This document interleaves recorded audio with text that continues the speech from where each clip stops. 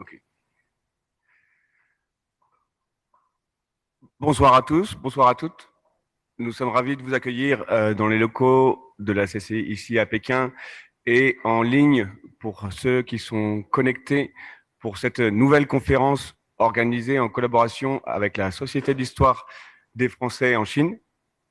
Je tiens tout particulièrement à remercier David Morisot, qui est le président de la Société d'histoire et qui est aussi membre élu du bureau de la CCI France-Chine à Shanghai.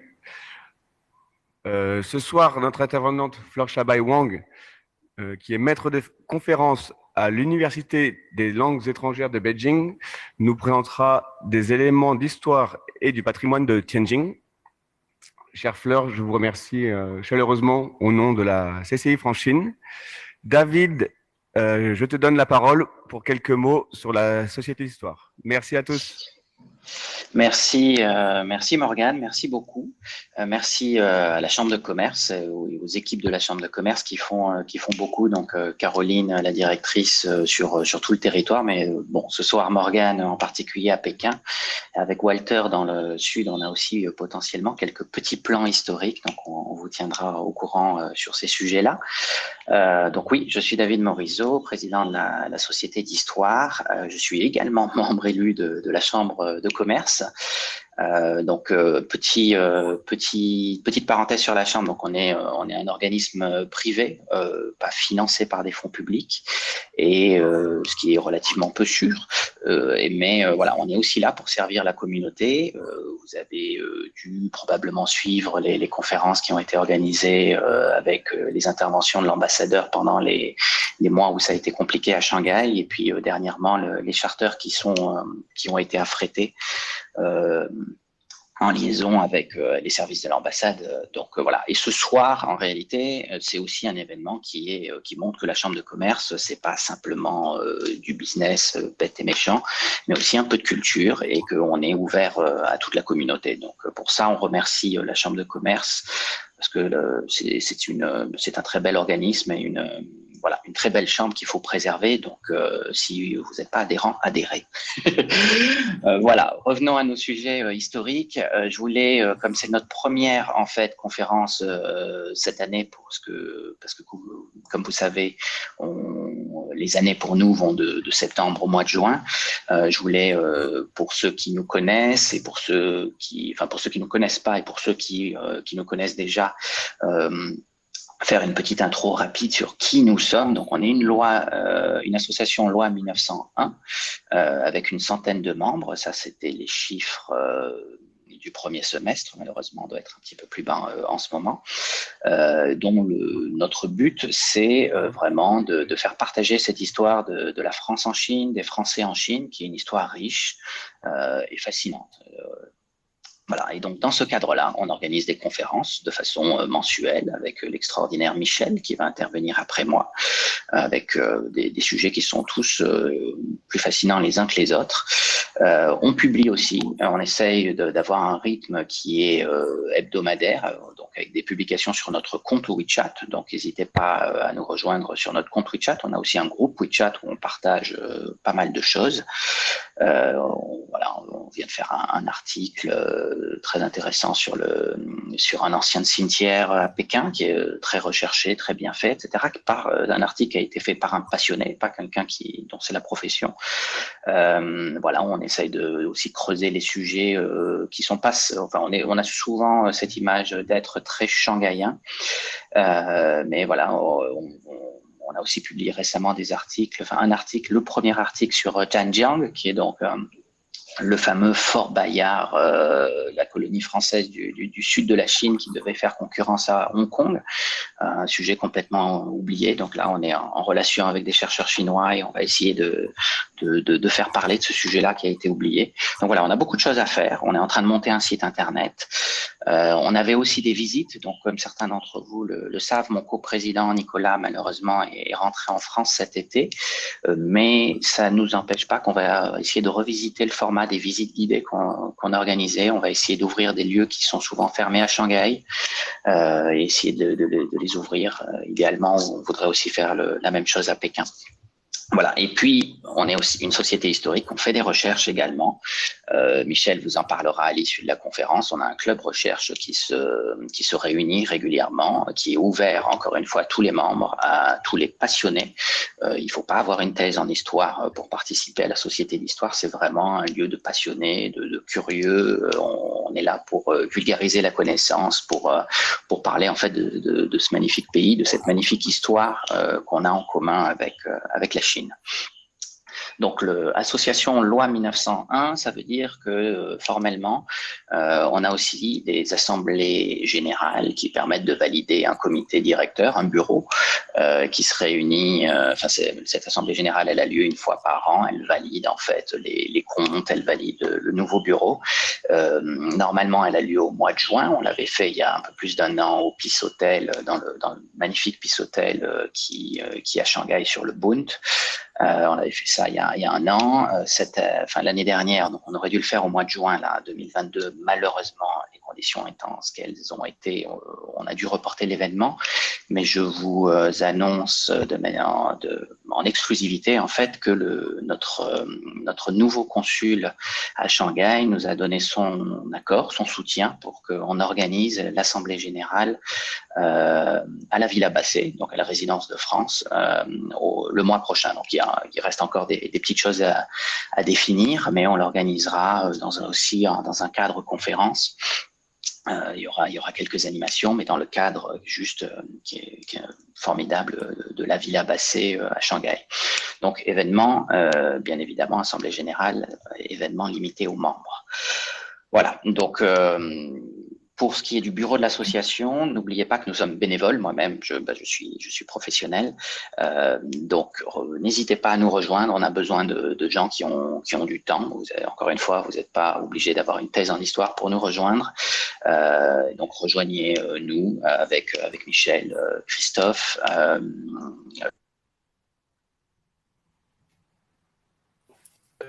Valentin qui tient les comptes. Voilà, on a besoin de toutes les bonnes volontés.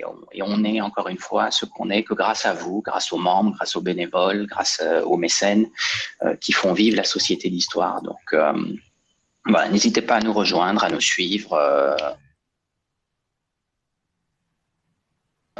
Voilà.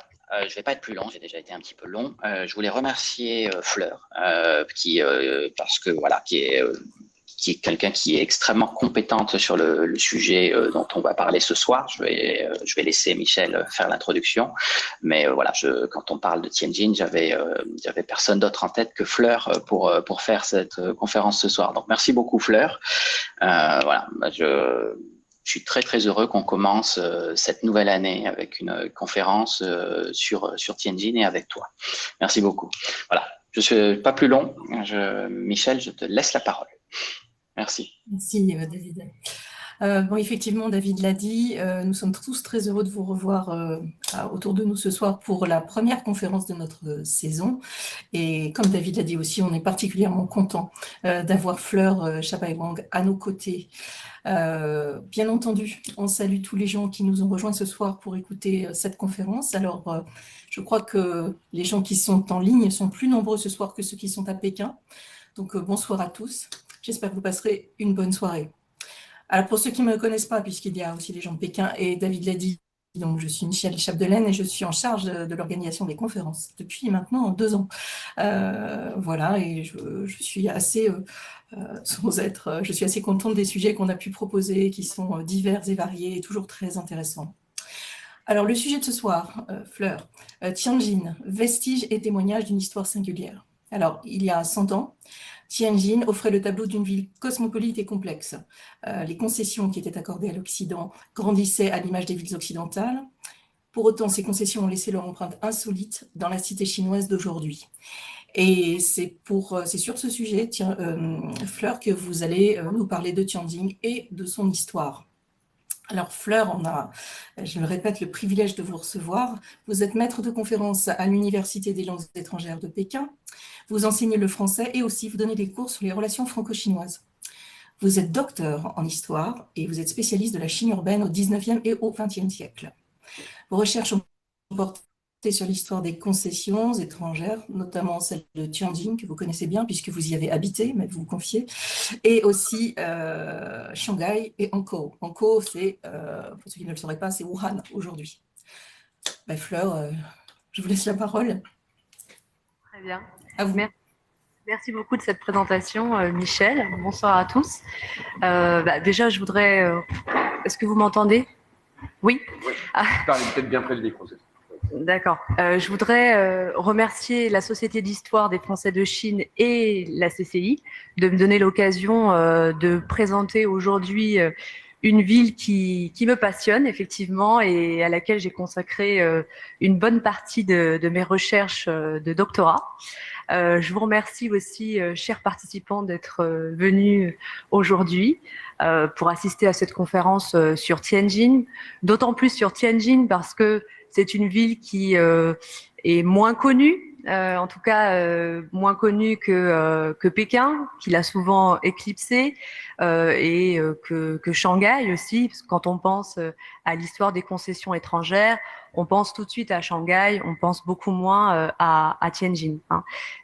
Pourtant, Tianjin, l'histoire de Tianjin, elle est étroitement liée à la présence étrangère au 19e et au 20e siècle. L'une des spécificités de cette ville, c'est que c'est le port ouvert qui a accueilli le plus grand nombre de concessions étrangères. Et il y avait une présence française qui était aussi assez importante. Alors, un peu moins qu'à Shanghai, parce que la concession française de Tianjin était la deuxième, on peut dire, après celle de Shanghai, en termes de population, d'importance, de superficie. Mais en tout cas, cette cohabitation entre de multiples nationalités a donné à cette ville de Tianjin une architecture totalement unique, totalement atypique, dont il nous reste quelques vestiges, quelques témoignages, d'où le titre de cette conférence aujourd'hui. Tu veux qu'on partage Oui. La présentation. On ne partage pas en même temps. Alors, est-ce que je peux passer à la slide suivante? Oui. Oui, très bien. Alors, c'est pourquoi cette conférence d'aujourd'hui vise à présenter donc les caractéristiques de ce patrimoine, présenter aussi le contexte, les événements dans lesquels s'inscrit ce patrimoine, et essayer aussi de présenter quelques personnages dont les noms restent associés à ces lieux évoqués.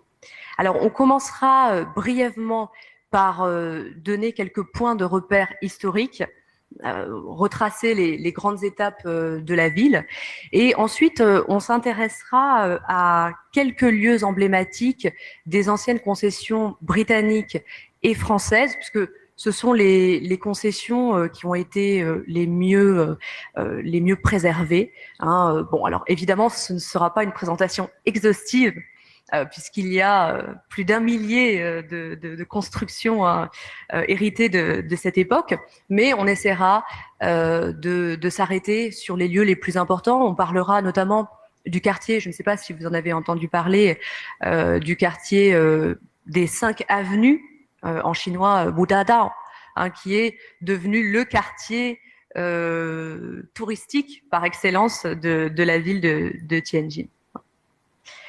Alors, avant de nous intéresser à ces éléments du patrimoine, je pense que ce serait d'abord utile de rappeler brièvement l'histoire de la ville, puisque évidemment l'histoire de Tianjin n'a pas commencé avec les guerres de l'opium, avec les concessions étrangères. Donc, ça nous permettra de mieux situer la ville d'un point de vue stratégique, géographique et économique. Alors la ville de Tianjin, contrairement à d'autres villes chinoises, c'est une ville qui n'a pas une histoire très ancienne, contrairement à Pékin, contrairement à Xi'an, Hangzhou. Elle n'a pas une histoire très ancienne, mais du fait de son positionnement géographique, puisque Tianjin est situé à environ 130 km au sud de Pékin, elle constitue une porte d'entrée à la fois terrestre et maritime vers la capitale. Alors historiquement, elle avait deux principales fonctions. D'abord, une fonction militaire, puisque dès la dynastie des Song, on a installé des fortifications dans la ville pour pouvoir protéger la ville et la région des invasions du Nord. Et puis, c'est surtout sous la dynastie des Ming que cette fonction militaire va être renforcée, notamment sous l'impulsion de l'empereur Yongle. Alors, Yongle, c'est l'empereur qui a transféré, donc c'est le troisième empereur des Ming, c'est celui qui a transféré la capitale à Pékin et qui a entrepris notamment la construction de la fameuse cité interdite. Et il est intéressant pour nous parce que c'est celui qui a baptisé la ville Tianjin. Avant, la ville de Tianjin s'appelait Zhegu, et il a baptisé cette ville Tianjin en 1404. Alors pourquoi ? Parce que c'est en référence à un épisode historique quelques années plus tôt. Il était en guerre contre son neveu, qui était alors empereur, et il a traversé un fleuve de la ville avec ses troupes pour ensuite remporter la victoire contre son neveu. Donc en souvenir de cet épisode, il a appelé la ville Tianjin, qui signifie le fils du ciel, donc l'empereur traverse Agé.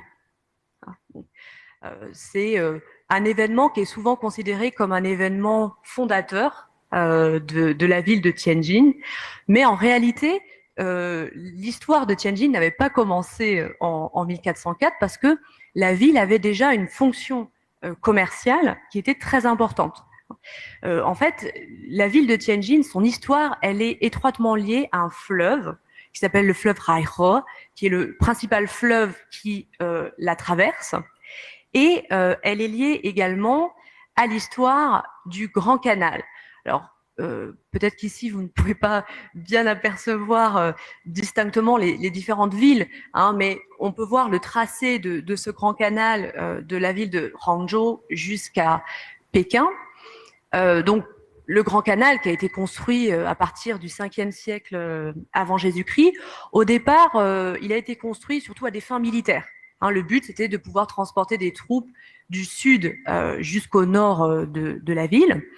Et puis, il a ensuite eu une fonction commerciale à partir de la dynastie des Sui. Sous cette dynastie, le Grand Canal s'est aussi étendu. Il a connecté d'autres fleuves, et notamment le fleuve qui nous intéresse, le fleuve Haihe, donc le fleuve de Tianjin. À partir de ce moment-là, Tianjin s'est trouvée sur le tracé de ce grand canal, et donc elle a commencé à avoir un développement commercial très important avec le transport de marchandises comme les céréales, la soie, etc. Une autre activité importante qui caractérise vraiment l'histoire de Tianjin, c'est le sel, le stockage et la production du sel. Alors c'est une activité qui était présente déjà sous la dynastie des Tang. Je l'ai écrit ici, sous la dynastie des Tang. Et puis elle s'est développée surtout sous la dynastie des Qin, puisque à cette époque-là, on a commencé à étendre le système des licences gouvernementales, c'est-à-dire que en fait, c'est le gouvernement qui octroyait des licences à certains marchands qui étaient triés sur le volet pour la vente du sel. Pourquoi est-ce que le gouvernement agissait ainsi ? Parce que ça lui permettait de contrôler la vente du sel, ça lui permettait aussi d'imposer des taxes. Et de ce fait, on a vu dans la ville apparaître une nouvelle élite, à la fois économique, sociale, qui étaient donc ces marchands de sel, qui avaient le monopole de la vente du sel. Et puis, on va voir, du fait de cette fonction commerciale de la ville, on va avoir un certain nombre de bureaux, des bureaux d'administration, des bureaux gouvernementaux qui vont s'installer à Tianjin pour pouvoir contrôler notamment ces activités commerciales. Alors, on évoquait à l'instant le Grand Canal, les embarcations qui transportaient des céréales, de la soie. Ces embarcations, elles transportaient aussi des produits étrangers, notamment l'opium. L'opium qui va être acheminé par Tianjin. Tianjin va devenir le point central du transport de l'opium dans le nord de la Chine. Et bon, cette question de l'opium va devenir évidemment explosive avec les deux guerres que vous connaissez, les deux guerres de l'opium. Alors, durant la seconde guerre de l'opium, on va surtout citer cette guerre, on ne va pas s'étendre sur les guerres de l'opium, sinon on en a pour plus d'une heure. Durant la seconde guerre de l'opium, Tianjin a été l'un des théâtres majeurs, l'un des théâtres d'opérations militaires, puisqu'il y a eu plusieurs batailles entre les troupes chinoises et les troupes britanniques et françaises au niveau des forts de Taagou. Les forts de Taagou sont situés dans le sud-est de la ville, donc à peu près 60 km au sud-est du centre-ville. Il y a eu plusieurs batailles donc entre 1858 et 1860. La guerre s'achève finalement avec la Convention de Pékin en octobre 1860 et cette convention prévoit notamment donc l'ouverture de 11 nouveaux ports, dont le port qui nous intéresse aujourd'hui, Tianjin, au commerce occidental. Alors c'est dans ce contexte que sont implantées dans la ville les premières concessions étrangères. Alors le premier pays à implanter une concession étrangère est le Royaume-Uni, qui va implanter une concession dès le mois de novembre 1860. Alors au départ, c'est sur une petite surface, vous voyez, c'est la partie qui apparaît ici en violet. La concession originelle, elle fait environ 31 hectares. Puis les Français, donc juste au nord, vous voyez la partie en turquoise, les Français, l'année suivante, donc en mai 1861, ils implantent une concession un petit peu plus petite, qui fait à peu près 24 hectares. Et la troisième concession est la concession américaine. Bon, la concession américaine ne va pas être vraiment exploitée par les Américains. Elle va être laissée à l'abandon et finalement, elle va être incorporée dans la concession britannique en 1902. Alors, comme vous le voyez sur cette carte, les concessions, elles sont situées au sud de la ville. Vous voyez, la ville est au nord. C'est le rectangle qui apparaît au nord, la vieille ville chinoise. Elles sont situées au sud de la ville, mais elles sont situées au bord du fleuve dans une zone qui est très marécageuse, qui n'est pas forcément facile à mettre en valeur. Et puis, les Français, ils se trouvent d'emblée désavantagés par rapport aux Britanniques. Parce que, comme vous pouvez le voir, les Britanniques, en fait, se réservent le meilleur emplacement, c'est-à-dire un endroit où l'inclinaison du fleuve est la moins forte. Vous voyez que la concession française, donc la partie turquoise, je vous rappelle, elle est dans une boucle. Elle est dans une boucle, ce qui fait que ce n'est pas très propice à la circulation maritime et évidemment aux échanges commerciaux. Donc d'emblée, la concession française se trouve dans une situation portuaire défavorable.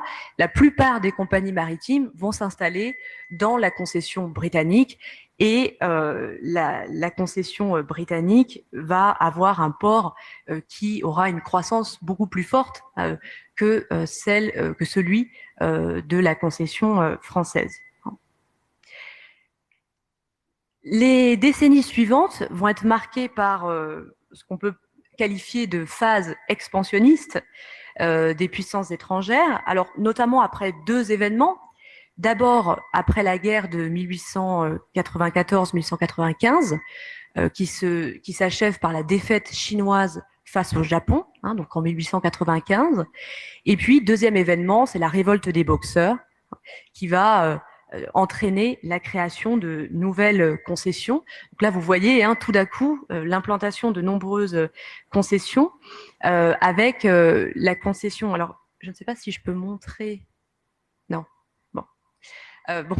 Vous avez, je ne sais pas si vous arrivez à voir la légende, mais au sud de la concession britannique, vous avez la concession allemande qui est créée en 1895. Ensuite, la concession japonaise qui est juste au sud de la ville chinoise, de la vieille ville chinoise, elle qui est créée en 1898. Et puis, de l'autre côté du fleuve, sur l'autre rive du Reichsruhr, vous avez d'autres concessions qui sont créées. La concession russe, donc ça c'est après la révolte des Boxers, la concession russe, la concession belge, la concession italienne et la concession austro-hongroise. Donc c'est pour ça que Tianjin devient le port ouvert qui abrite le plus de concessions étrangères. Alors, parmi les différentes concessions, on l'a dit, la première concession à être établie est la concession britannique. C'est également la concession qui va avoir le développement le plus florissant, qui possède aussi des constructions dont l'architecture est particulièrement avant-gardiste par rapport aux autres concessions. C'est la concession qui va être mise en valeur le plus tôt, donc à partir de 1863.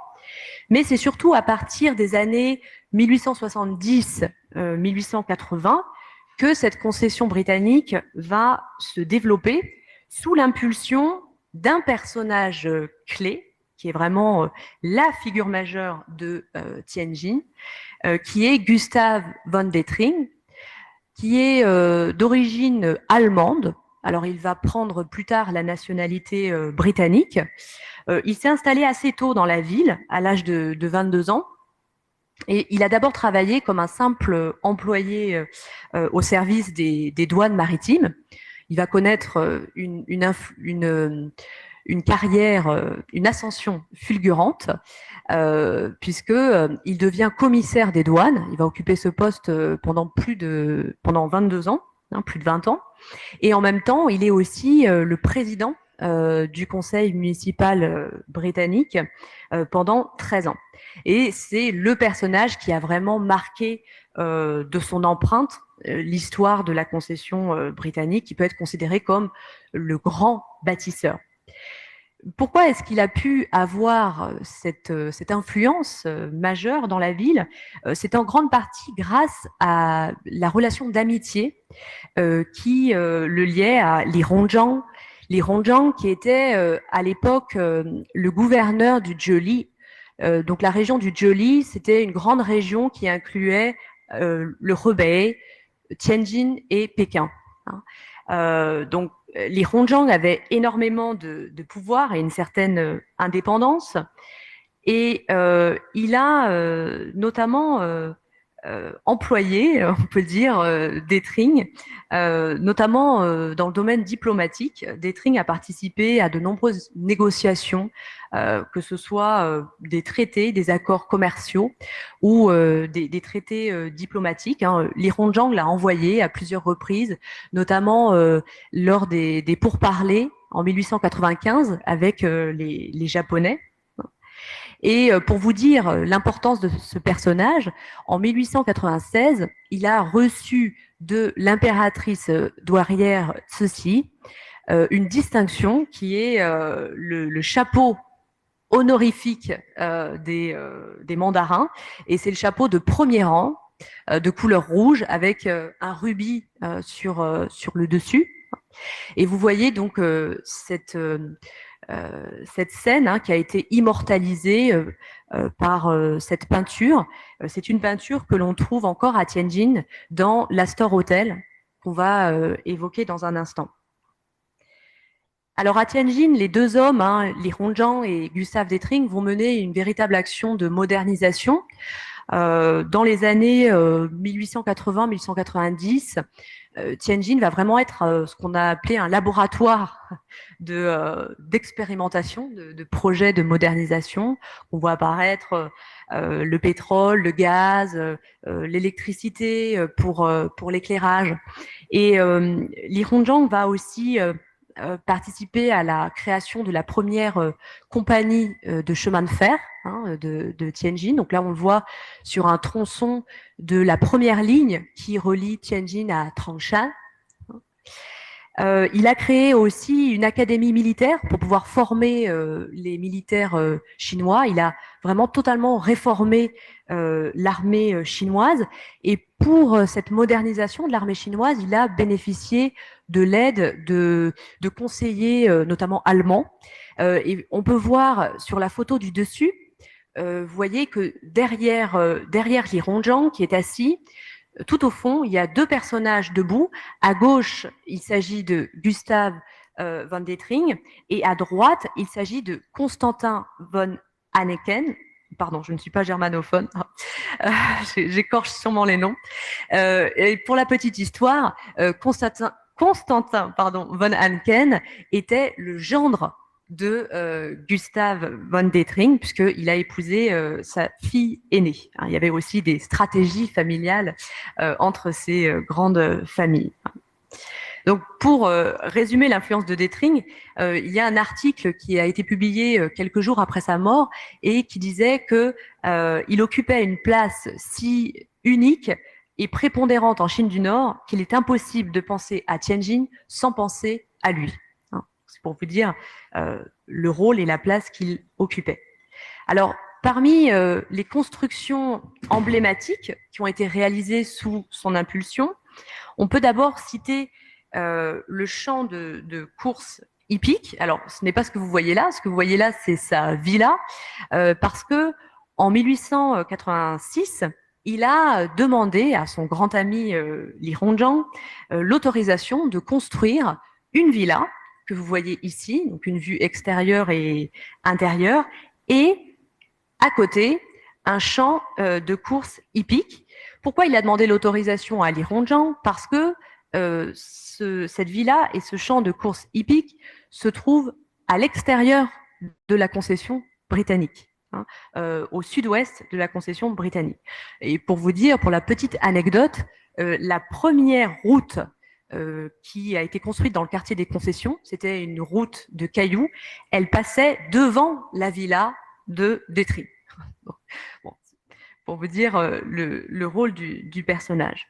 Alors, ce champ de course hippique, il a constitué un lieu majeur de la ville qui réunissait des habitants de toute nationalité. Alors, vous pouvez voir ici des scènes qui ont été photographiées par un militaire français dans les années 30.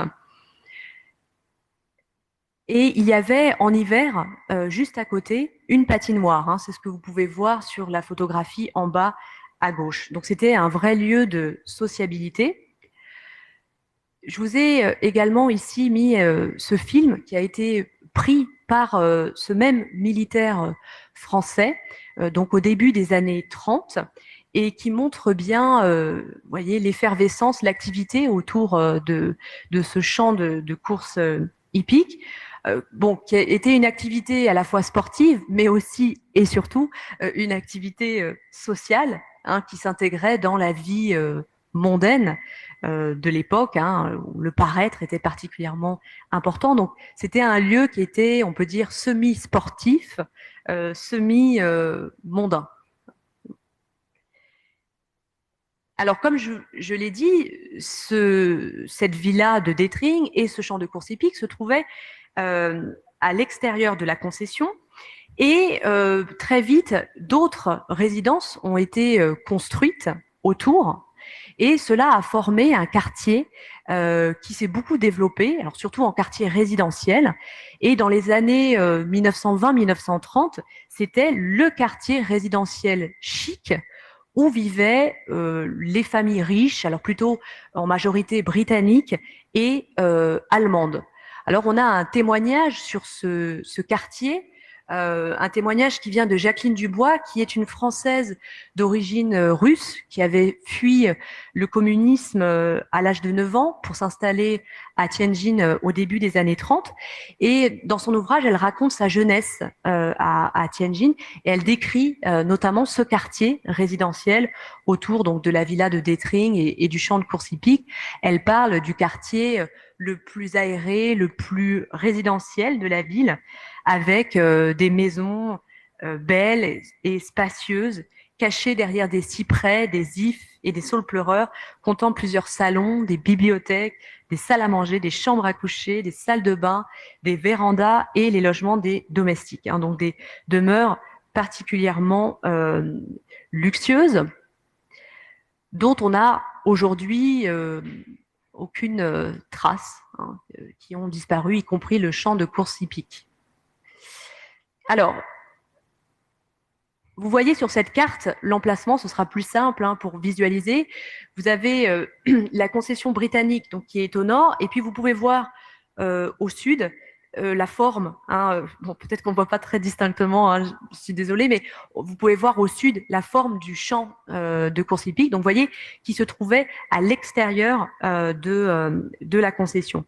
Alors, cette position, hein, cet emplacement du champ de course, c'est très intéressant parce que ça montre toute la stratégie en fait de ces concessions. Moi, ce que j'appelle la stratégie du grignotage progressif. Hein. On l'a vu d'ailleurs dans d'autres villes, hein, comme par exemple à Shanghai avec les routes extérieures. C'est-à-dire que à partir du moment où on commence à construire des infrastructures à l'extérieur des concessions, petit à petit, on revendique ensuite un droit de police, un droit d'administration hein, sur ces territoires. Et c'est ce qui va se passer hein, pour ce quartier, puisqu'il ne fait pas partie officiellement de la concession britannique, mais comme il est habité essentiellement par des étrangers britanniques, allemands et administré par les Britanniques, hein, qui ont aussi installé une police, eh bien, il va être de fait ce quartier reconnu comme britannique. Hein. Et de cette manière, les Britanniques vont étendre leurs concessions. Donc vous voyez ici en marron la concession originelle dont on a parlé, hein, qui faisait 31 hectares. Puis il va y avoir une première extension jusqu'à un canal qui s'appelle le Jiangzehe, qui est aujourd'hui la rue Nantinglu. Bon, c'est pas la Nantinglu de Shanghai, hein, mais c'est la Nantinglu de Tianjin, qui est aussi une ville très importante. Et puis, il va y avoir une troisième extension, vous voyez en jaune.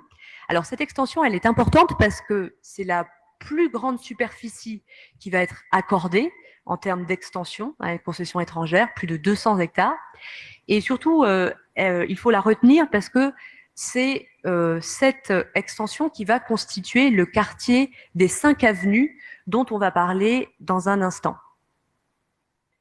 Avant de parler de ce quartier, j'aimerais d'abord évoquer d'autres constructions emblématiques qui ont été réalisées notamment sous l'impulsion de Gustav von Detring. Les constructions les plus spectaculaires, elles se trouvent dans la rue Victoria. Alors vous voyez ici sur cette photo au centre ce qu'on appelait le parc Victoria.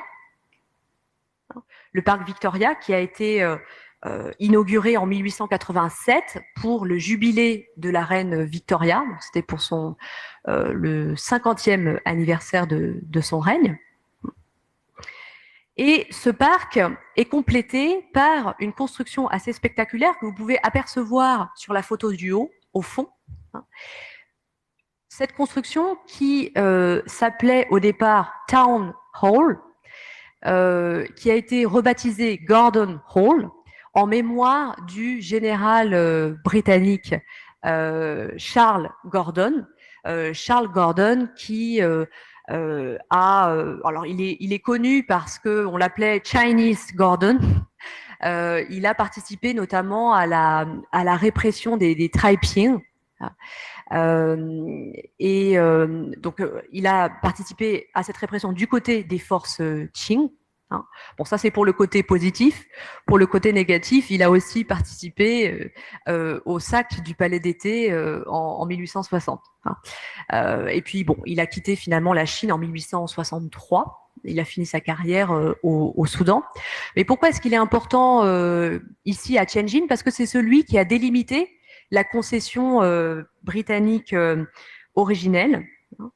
C'est lui qui a construit les premiers bâtiments, hein, les premières routes dans cette concession. Alors, c'est une construction, hein, ce Gordon Hall, qui est assez particulière, qui était de style Tudor, malheureusement qui a été fortement touché par le tremblement de terre qui a eu lieu à Tangshan en 1976, qui a été détruite. Aujourd'hui, il y a une autre construction qui malheureusement ne reproduit pas complètement hein, le style de la construction originelle et qui accueille depuis 2013 un hôtel de luxe, l'hôtel Ritz-Carlton.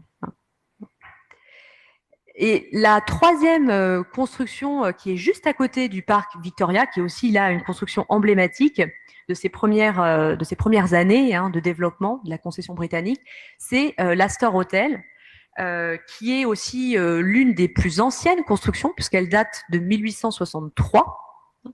Et c'est un bâtiment très important du point de vue diplomatique parce que il a accueilli pendant des décennies le consulat américain hein, jusqu'en 1929 et le consulat britannique tenait la plupart de ses réunions à l'intérieur de cet hôtel. Hein. Donc l'hôtel est encore en activité aujourd'hui. Hein, si vous allez à Tianjin, vous pouvez soit y louer une chambre, soit y prendre un goûter pour voir un petit peu, se replonger un petit peu dans l'atmosphère de cette époque. Alors si on continue dans cette rue, hein, là on est dans la rue Victoria, on va déboucher sur ce qui était le quartier du commerce, le quartier de la finance, avec un grand nombre de banques qui se trouvaient dans cette rue Victoria. Alors, vous le voyez, je l'ai indiqué sur la carte, en fait, cette rue était assez longue, hein, elle faisait 1,8 km, et il y avait une partie de la rue dans la concession britannique, donc qu'on appelait la rue Victoria, et une autre partie de la rue, donc vous voyez à partir du trait noir que j'ai indiqué, hein, ça marque la délimitation entre la concession britannique et la concession française. L'autre partie de cette rue s'appelait la rue de France. Et dans cette rue, il y avait un grand nombre de banques hein, de plusieurs pays hein, qui étaient installées. Parmi ces banques, je vous donne simplement un exemple parce qu'il y en a beaucoup. Une banque très importante, la banque HSBC, qui a été la première banque à capitaux étrangers installée à Tianjin en 1881. Vous pouvez voir donc en haut à gauche le bâtiment de cette banque qui a été construit en 1925.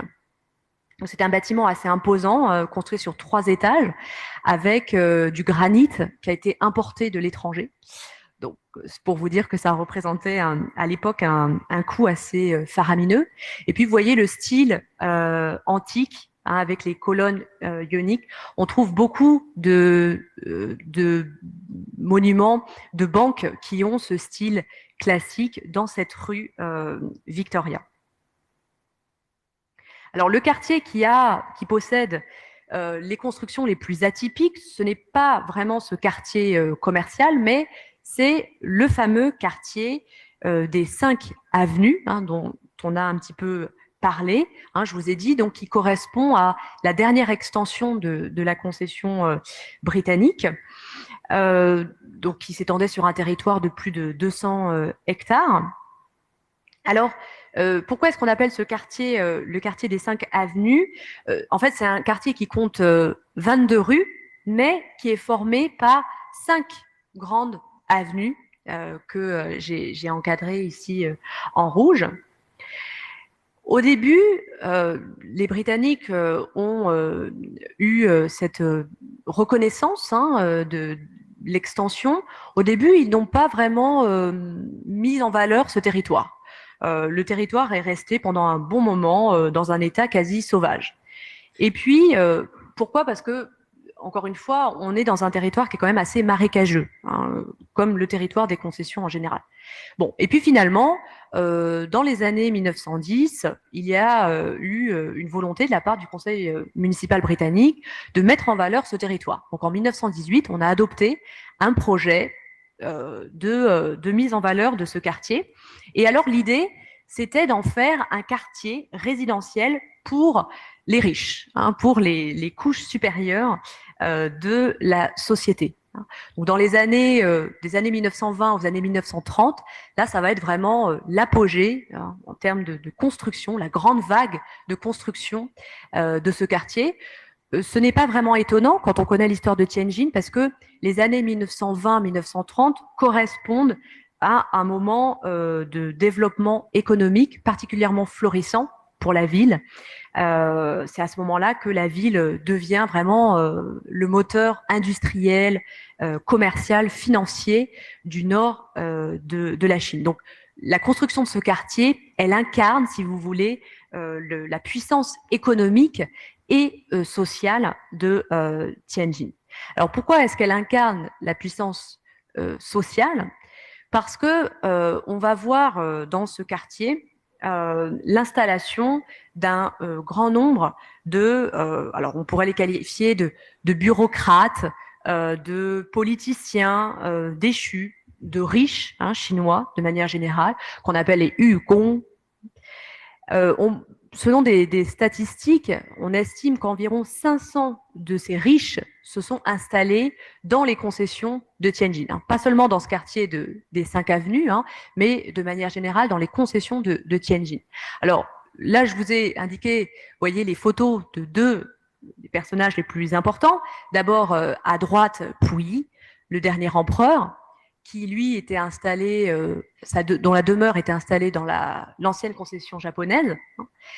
Son père, à gauche, Tsai Feng, dont la demeure était située dans la concession britannique, mais pas dans le quartier des 5 avenues, hein, dans une autre partie de la concession. Dans la famille impériale, la seule demeure qui se trouve dans ce quartier des 5 avenues, c'est l'hôtel particulier du prince Qing, qu'il a occupé donc à partir de 1924. D'abord, il s'était réfugié à Shanghai, et puis quand Puyi a été chassé de la cité interdite, il a eu peur. Donc il est parti s'installer à Tianjin dans cet hôtel particulier, et là il s'est retiré jusqu'à la fin de sa vie. Il ne s'est plus mêlé de politique, et donc il est décédé dans cette demeure en 1947. Cette demeure, elle a ensuite été rénovée récemment dans les années 2010, en 2010 je crois. Et elle a été en partie transformée en hôtel, donc accueillant des touristes et des séminaires d'entreprise. Outre des membres de la famille impériale, on a aussi les élites politiques, hein, et notamment les chefs du gouvernement de Peiyang. Donc, vous savez, le gouvernement de Peiyang, c'est le gouvernement qui a été mis en place après la révolution de 1911. C'était un gouvernement qui était particulièrement instable, comme on va l'évoquer dans un instant. Alors, on a ici, je vous ai indiqué les exemples de quelques présidents, des présidents les plus importants qui étaient installés aussi dans les anciennes concessions de Tianjin. Alors, vous voyez à gauche le deuxième président, Li Yuanhong, qui était installé dans la concession britannique, alors pas dans le quartier des 5 avenues, mais dans un autre quartier de la concession britannique. Son successeur aussi, Feng Guozhang, qui était installé, lui, dans la concession italienne, en face de la demeure de Yuan Shikai.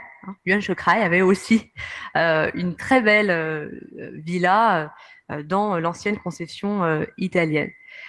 En ce qui concerne le quartier des 5 avenues, alors là, je vous ai indiqué quelques présidents. Bon, on peut pas tous les citer, mais parmi les présidents qui avaient leur demeure dans ce quartier, il y a Xu Shechang, hein, qui s'est retiré à Tianjin en 1902 et qui avait dû démissionner, notamment sous la pression d'un autre personnage qui s'appelle Cao Kun. Cao Kun qui, lui aussi, avait plusieurs propriétés à Tianjin, hein, pas que cette propriété dans le quartier des 5 avenues, il avait au moins 4 propriétés, hein, c'était une grande fortune de Tianjin. Et puis, l'avant-dernier chef du gouvernement de Peiyang, hein, qui était Gu Weijun, qui avait aussi sa demeure, une demeure qui a été construite en 1927 hein, dans ce quartier. Alors, pourquoi est-ce que... pourquoi est-ce que ces personnages avaient choisi Tianjin? Parce que à l'époque, la situation politique était particulièrement instable. Bon, vous savez qu'on est dans la période des fameux seigneurs de la guerre, hein, et le gouvernement de Peiyang n'avait pas vraiment d'autorité. Bon, il avait un pouvoir qui était plus virtuel que concret. Et donc, c'est une période qui est caractérisée par des pouvoirs locaux très forts et par une instabilité ministérielle chronique. Pour vous donner un ordre d'idée, de 1912 à 1928, c'est-à-dire en 16 ans, on a eu 29 premiers ministres. Bon. Certains, parfois, qui restaient en poste quelques jours. C'est pour vous dire à quel point la situation était instable. Mais parmi ces chefs du gouvernement de Peiyang, on estime qu'un tiers a résidé à Tianjin. Et il y avait encore plus de personnages politiques, notamment parmi les seigneurs de la guerre, donc les chefs de province, hein, qui étaient aussi très nombreux à s'installer dans la ville. Alors pourquoi? Parce que Tianjin, elle offrait des conditions idéales pour eux, des conditions, bon, non seulement ils pouvaient profiter d'une vie assez confortable, fastueuse, et surtout, ils profitaient de la sécurité. Hein, pourquoi? Parce que dans les concessions, la police, les militaires chinois n'étaient pas autorisés à entrer. Hein, ils ne pouvaient pas y entrer, ils ne pouvaient même pas les traverser. Donc, on dit souvent qu'il y avait beaucoup de complots qui se tramaient à Tianjin et qui étaient mis à exécution. Hein. Et il y a une phrase très connue qui dit que Pékin est l'avant-scène et Tianjin en est les coulisses. Beaucoup de choses se préparaient, se tramaient à Tianjin. Donc, vous voyez, ce quartier des 5 avenues, il était surtout occupé par des riches chinois. Comme je vous l'ai dit, les riches britanniques allemands, eux, étaient plutôt installés au sud hein, de la concession britannique, donc autour du champ de course hippique. Et ces riches chinois qui avaient beaucoup d'argent, qui ne comptaient pas leur argent, ils avaient la possibilité d'employer un certain nombre d'architectes, des architectes étrangers, des architectes chinois, qui ont collaboré. Alors, il y a plusieurs exemples. Là, vous voyez la photo d'un Autrichien, qui s'appelle Rolf Geiling, qui a été très influent dans les années 20. Il a créé son propre cabinet d'architecture en 1929. Et cette collaboration entre architectes étrangers et chinois a donné naissance à des caractéristiques architecturales assez atypiques. Hein, vous voyez, il y a vraiment un mélange entre ces différentes influences. Hein. Alors, on trouvait ce type de résidence dans d'autres quartiers de la ville et notamment aussi dans la concession française, dont on va à présent voir ensemble quelques édifices assez emblématiques. Hein, et on terminera donc sur cette concession française, hein, ces témoignages de la présence française. Alors d'abord, premier édifice, alors si on commence par les édifices religieux, premier édifice majeur, alors qui ne se trouve pas dans la concession française, vous le voyez sur la carte, c'est le point qui est en bleu. Vous voyez que c'est juste au nord de la vieille ville chinoise. C'est la première église catholique qui a été construite par les Français en 1869, qui a connu un destin assez tragique puisqu'elle a été détruite à 2 reprises, à chaque fois reconstruite. Elle a été reconstruite une première fois en 1897 et une deuxième fois en 1904, après la révolte des Boxers. Et elle a été rénovée il y a quelques années. Donc c'est une église qui était encore en très bon état. Alors vous allez me dire, pourquoi est-ce que les Français ont construit une église aussi loin de leur concession? Parce que, on l'a dit, les Français ont hérité d'un territoire qui n'était pas très accueillant. Donc au début, ils n'ont pas exploité le territoire de leur concession, ils ont préféré rester au nord de la ville chinoise et ils avaient installé à côté de la cathédrale leur consulat dans un ancien palais impérial. Ensuite, en 1870, il y a eu ce qu'on a appelé le massacre de Tianjin, qui a été marqué par le meurtre du consul, également de catholiques. Et la cathédrale, le consulat ont été détruits. Donc les Français se sont repliés sur leurs concessions. Et c'est à partir de ce moment-là qu'ils ont commencé vraiment à mettre en valeur ce territoire. Une autre cathédrale très, très importante qui existe encore aujourd'hui, qui est encore un lieu touristique majeur de la ville, c'est la cathédrale Saint-Joseph. Alors là aussi, c'est intéressant parce que, en fait, elle a été construite sur un territoire qui n'appartenait pas non plus à la concession française.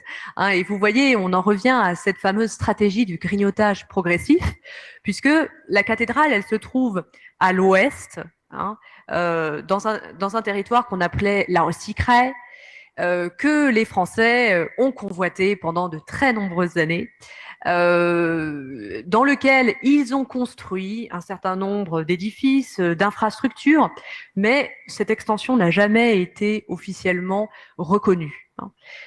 Cette cathédrale, elle a été construite à partir de 1915 et elle a été achevée en 1916. Bon, selon les témoignages que j'ai eus, la construction a été assez bâclée, apparemment, parce que on était dans le contexte de la Première Guerre mondiale, et donc on n'a pas eu tous les matériaux nécessaires. Donc on a, par exemple, on a remplacé la pierre par du ciment. On a remplacé les vitraux par des verres blancs. On faisait avec ce qu'on pouvait, les moyens de l'époque. Alors, ensuite, deuxième type de lieux, de monuments, ce sont les lieux administratifs, politiques. Alors ici, vous pouvez voir le consulat, l'ancien consulat de France. Alors en fait, il y a eu 3 consulats de France à Tianjin. Il y a eu le premier qu'on a évoqué, qui était au nord, qui a été détruit. Un deuxième qui se trouvait à peu près au même emplacement que ce 3e consulat, qui a été construit donc en 1923. Qui existe encore aujourd'hui, malheureusement, qui a été laissé à l'abandon. Bon, alors apparemment, la municipalité de Tianjin aurait le projet de le rénover, mais bon, ce n'est pas encore, les travaux en tout cas n'ont pas encore été lancés à ma connaissance. Juste à côté de ce consulat, il y a encore, puisque cet édifice existe aujourd'hui, l'ancienne municipalité française. Donc c'est là où se réunissait le conseil municipal qui administrait la concession, donc qui était présidé par le consul. C'est une construction très imposante, de style néoclassique, qui a été édifiée en 1931. Aujourd'hui, elle abrite le bureau, un bureau culturel de la culture, de la radio, du cinéma de Tianjin. Et vous pouvez voir donc à droite le monument actuel et en dessous vous pouvez voir des vues intérieures, puisque j'ai eu la chance de pouvoir pénétrer à l'intérieur de cette municipalité et de prendre quelques photos en cachette. Mais c'est très intéressant parce que la décoration a été vraiment préservée, donc on voit le style français. Ensuite, 3e type de lieux emblématiques, les lieux éducatifs. Alors on va évoquer un seul exemple. Bien sûr, il y avait un certain nombre d'écoles dans la concession française, surtout des institutions religieuses. L'exemple que j'ai retenu, parce que le monument a été préservé, qu'il est encore très, très connu aujourd'hui, c'est l'ancien Institut des hautes études industrielles et commerciales, qui a été édifié en 1923, fondé par les jésuites. C'était un institut pour former les élites chinoises, des administrateurs, des médecins, des scientifiques. Et c'est aujourd'hui l'université des langues étrangères de Tianjin. Alors, cet institut ne se trouve pas dans la concession française non plus, il se trouve juste à l'extérieur de la concession britannique, en face du quartier des 5 avenues qu'on a évoqué. Et ce qui est intéressant avec cet institut, quelque chose qui est peut-être moins connu, c'est qu'il abritait un musée qui est sans doute le premier musée d'histoire naturelle de Chine, qui a été fondé par Émile Licent. Émile Licent qui est arrivé à Tianjin en 1914 et qui a joué un rôle majeur dans le domaine archéologique, dans le domaine paléontologique, avec notamment en collaboration avec Teilhard de Chardin. Je ne sais pas si vous en avez entendu parler, à un autre grand paléontologue. Émile Licent, il a parcouru la Chine du Nord pendant des décennies. Il a collecté un grand nombre de fossiles qu'il a ensuite rassemblés dans ce musée qui a été édifié en 1922 et qui a été ouvert au public en 1924. Émile Licent, il a quitté la Chine ensuite, donc dans le contexte de la Seconde Guerre mondiale, et c'était Teilhard de Chardin qui s'est occupé du transfert des collections de ce musée vers Pékin. C'est ce qui va donner naissance à l'Institut de géobiologie à Pékin.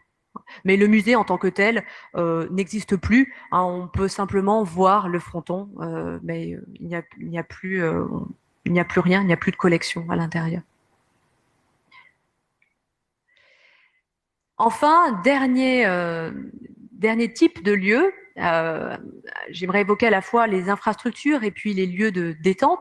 Alors, dans le domaine des infrastructures, sans doute la réalisation la plus notable des Français, c'est le fameux pont international qui enjambe le Haihe, qui relie la concession française à la principale gare de Tianjin.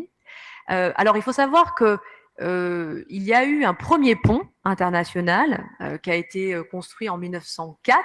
Le problème, c'est que c'était un pont qui avait un système en fait de pivotement, donc qui tournait. Et qui n'était pas très pratique, qui ne pouvait pas laisser passer des gros bateaux à vapeur.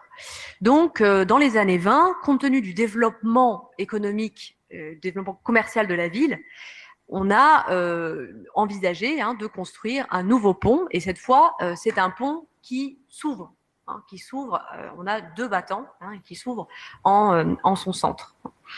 Donc, c'est un pont qui a été construit par les Français en 1927, mais les frais de construction et les frais d'entretien ont été partagés entre les différentes concessions et également le gouvernement chinois, la compagnie des tramways aussi, et les chemins de fer de Pékin et de Tianjin. C'est pour ça qu'on l'appelle le pont international. Parfois, on le surnommait le pont français ou même le pont Eiffel. Aujourd'hui, il s'appelle le pont de la Libération. Le pont de la Libération, pourquoi ? Parce que c'est à cet endroit que les armées communistes se sont rejointes sous la direction de Lin Biao, et donc c'est associé à la Libération. Enfin, dernier lieu que je souhaiterais évoquer concernant les... Alors, j'arrive plus à passer... Ouais. Juste à la suivante. C'est bientôt terminé. Là, c'est le dernier lieu de détente qui était le Jardin français. Ça ne marche pas ? Non, est-ce que tu as essayé là ? Ça marche. Ah, voilà. Ah, parfait. Merci. Qui était l'ancien Jardin français. Alors, ce jardin, tel qu'on le connaît encore aujourd'hui, il a été construit en 1922, de 1917 à 1922, et il a été construit à l'emplacement d'un ancien jardin, un premier jardin, qui a été construit en 1880. Là encore, à l'époque, quand il a été construit en 1880, c'était sur un territoire qui n'appartenait pas encore à la concession française. Donc, vous voyez toujours cette stratégie d'occupation informelle du territoire. C'est un jardin qui a donc une forme assez atypique, qui est entouré de résidences aussi à l'architecture unique, qui rappelle un petit peu l'architecture du quartier des 5 avenues qu'on a évoqué, dans lesquelles résidaient également de riches Chinois. Et aujourd'hui, donc, il est connu sous le nom de Parc Central, Zhongxin Gongyuan. Alors, je souhaiterais conclure en disant quelques mots sur la politique de préservation et de rénovation de ce patrimoine qu'on a évoqué. Alors, à partir des années 1990, il y a des organismes, des mesures qui ont commencé à être mises en place à Tianjin pour prendre en main la gestion de ce patrimoine, de ces monuments historiques, ce qui a abouti en 2005 à la ratification, la promulgation d'un premier règlement, qui est le règlement de protection des monuments historiques de Tianjin, qui est le premier règlement en Chine de cette nature, c'est-à-dire qui essaie de tenir compte des caractéristiques vraiment architecturales, historiques de la ville. Et puis ensuite, il y a plusieurs comités, plusieurs entreprises qui ont été associées pour mettre en œuvre concrètement des projets de rénovation. Et le premier projet de rénovation qui a été mené, c'est, comme vous pouvez le voir sur cette photo, celui de l'ancienne demeure de Puyi, le dernier empereur qu'on a évoqué tout à l'heure, une demeure qu'il a habité donc de 1929 à 1931 et qui a été finalement restaurée en 2007. Ça a été un travail qui a été très sérieusement mené parce que ça a été mené conjointement par des historiens, des architectes qui ont essayé de tenir compte des spécificités du lieu, des techniques, des matériaux d'origine. Donc aujourd'hui, c'est un musée que l'on peut visiter et qui est très agréable. Et ce qui est important aussi avec cette première expérience, c'est que elle a servi de modèle ensuite à d'autres projets de rénovation. On évoquait tout à l'heure l'hôtel particulier du prince Qing, donc qui a été rénové en 2010. Aujourd'hui, on estime qu'il y a environ 750 monuments de ce quartier des anciennes concessions qui ont été préservés. Et parmi ces 750 monuments, il y en a plus de 400 qui se trouvent dans le fameux quartier des 5 avenues dont on a parlé. Donc, évidemment, il y a eu aussi beaucoup de destruction, mais je dirais que Tianjin, par rapport à d'autres ports ouverts, c'est sans doute l'une des villes qui a quand même le mieux préservé ce patrimoine. Voilà, c'est ainsi que s'achève cette conférence. Je vous remercie de votre attention et j'espère échanger avec vous si vous avez des questions. Merci beaucoup Fleur pour cette présentation. Je pense qu'on peut t'applaudir pour la qualité parce que j'ai rencontré beaucoup de choses. Absolument. On va passer aux questions. Si vous avez des questions ici dans la salle, n'hésitez pas à les poser. Fleur se fera un plaisir de répondre. Est-ce que vous avez des questions? Non. Ok. Non. Michel? Y a-t-il des questions dans le public qui est en ligne? Non, on n'a pas sais de pas, on les questions voit, en par ligne et ni sur place. Oui. Voilà, on pense qu'on pourra poser des questions autour du cocktail ici après avec. Ce sera plus facile pour les gens. Bon, Mais je crois d'accord. que vous vouliez intervenir un peu aussi en fin de présentation. Oui, bah écoutez, Fleur, s'il vous plaît, est-ce qu'on peut passer au slide suivant? Oui. Parce que je ne le vois pas. On ne voit pas votre caméra Ici. non plus. Je crois que votre caméra est éteinte. Je n'arrive pas à passer à Ah, il la faut slide remettre. suivante, pardon. C'est bon, ça remonte. Non. On va Eh remettre les bien, slides. Ouais. Et passer à la slide après. oui, effectivement, je n'arrive pas à remettre ma caméra. Donc, Non, la suivante. start vidéo. Ouais, la suivante. Il y en a La une après. suivante. Bon, écoutez, Non. Oui, je crois que c'est ça. celle-ci. C'est la slide On va sur rester le sur celle-ci. club de recherche. Oui, Fleur, c'est bon? Oui. Merci, hein. Merci pour cette magnifique présentation. Encore une fois, vous nous avez ravis avec votre connaissance de l'histoire de Tianjin. Donc, notre prochain événement, c'est le Club Recherche qui aura lieu le lundi 26 septembre.